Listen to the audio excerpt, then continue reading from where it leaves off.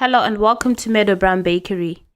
In this video, I'm going to show you a simple naked cake design. I've already baked my cakes. I'm going to put one on a plate, and then I've got some buttercream in a piping bag fitted with a round nozzle.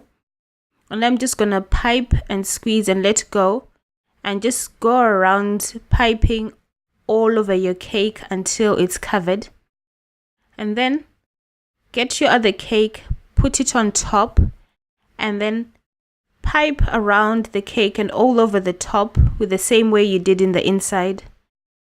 When you finish, you can add any decorations on top. I'm going to add some blueberries here, and then I've got some macarons that I'm just going to put, so you can just arrange it to have a macaron for each slice of cake. And then I've got some rose petals and a few sprinkles that I'm going to put on top. And that's it. Nice and simple design. Thanks for watching and see you again soon. For more videos like this, visit my website www.meadowbakery.com. Please like and subscribe to my channel.